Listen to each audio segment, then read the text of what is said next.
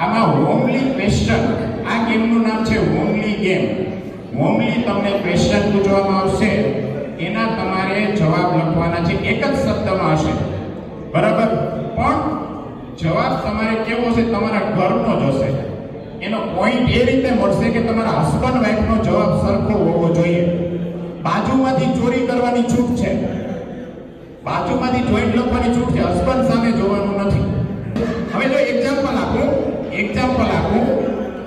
આપું, હું તમને એમ પૂછું કે તમારા ઘર ઉપર કયું નામ લખેલું છે, તો શક્ય છે બધાના ઘરના એક નામ હશે?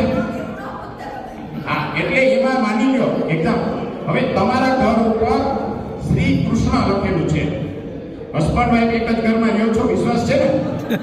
તો બેમાં શ્રી કૃષ્ણ જ આવશે.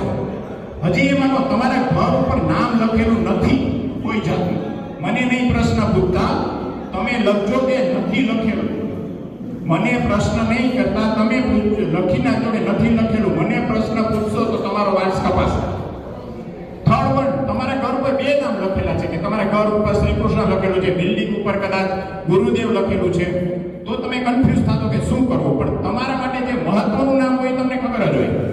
તમારે કોઈ ઘરની એક ગાડી હોય ને નંબર લખો, તમારે એક BMW છે ને એક મારુતિ છે, તમારા માટે મહત્વની BMW હોય તો BMW ના લખવાનું. શું એક કરતા વધારે હોય તો જે મહત્વની વસ્તુ ને, બરાબર? હાલો પ્રશ્ન નંબર 1, તમારું નામ લખી લીધું.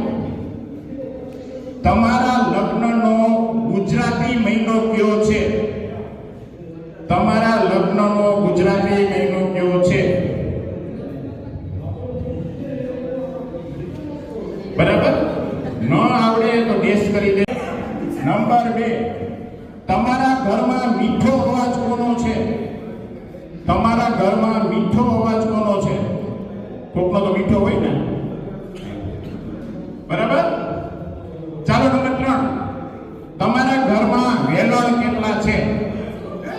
તમારા ઘરમાં વેલણ કેટલા છે? વેલણ, બરાબર?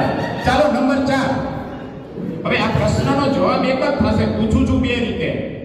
તમને ગમતી એક સ્ત્રીનું નામ લખો, તમારા પત્નીનું લખવાનું નથી, એટલે 2 નંબરની સ્ત્રી. તમારે મનગમતી એક સ્ત્રીનું નામ લખો.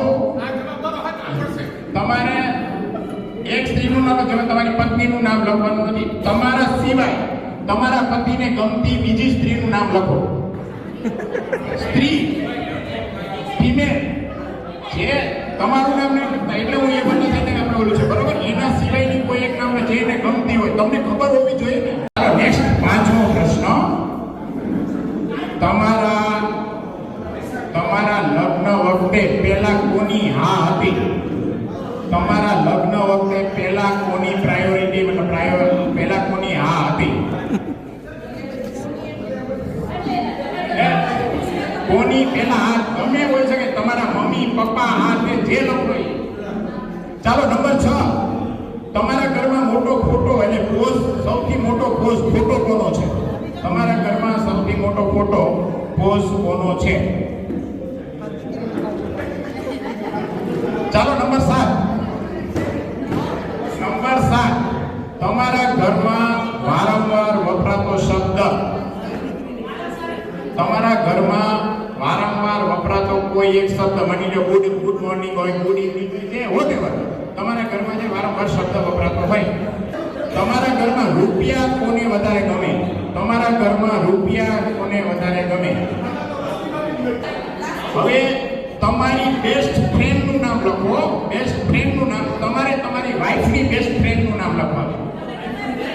તમારી બેસ્ટ ફ્રેન્ડનું નામ, તમારે તમારા વાઈફની બેસ્ટ ફ્રેન્ડનું નામ લખવાનું છે. તમે મારી કદર કરો ને, યાદ રહેલા 10 પ્રશ્ન. અત્યારે તો છે ઘરેથી કીધું હોય દહીં લઈ આવજો, દૂધ લઈ આવજો, મરચા લઈ આવજો, એમાં મરચા ભૂલાઈ ગયા હોય અને એની જગ્યાએ 10 પ્રશ્ન યાદ રહી ગયા, બહુ ન કહેવાય? તો પછી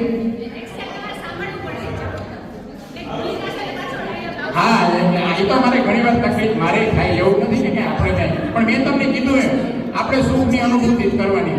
સુખ કેદી આવશે એની રાહ નહીં જોવાની. ચાલો, લગ્નનો પહેલો મહિનો આ લખે છે પોષ, આ લખે છે માગસર. જે અવાજ તો આને કીધું દીકરી અમીનો, નાને કીધું દીકરો વ્રજનો, એ પણ ખોટું. વેલણ કેટલા છે? બે. સારા સરખી રીતે બતાવ્યા છે, વેલણ બરાબર બતાવ્યા છે, એટલે તમને વેલણની ખબર છે. એનો પોઈન્ટ નથી મળતો. બેનો પેલો પ્રશ્ન આપણે હતો કે કયા મહિનામાં તમારા લગ્ન થયા હતા? ગુજરાતી મહિનામાં. તમે લખો છો વૈશાખ, તમે લખો છો જેઠ. આજે બરાબર. અને મીઠો અવાજ ઘરમાં કરો તો તમે લખો છો કે વિશાખા, તમારા વાઈફનો તમને મીઠો લાગે છે, તમે એમ કહો છો કે મારી દીકરીનો અવાજ લાગે છે. બરાબર. એટલે થોડું મ્યુચ્યુઅલ અન્ડરસ્ટેન્ડિંગ કરવાની જરૂર છે. ઘરમાં વેલણ કેટલા છે એવો આપણે પ્રશ્ન પૂછો તો તમે કીધું બે, તમે કીધું બે, એટલે તમે જોયા છે, બરાબર જોયા છે. બીજી સ્ત્રી કોણ ગમે છે? તો તમને હિરલ ગમે છે.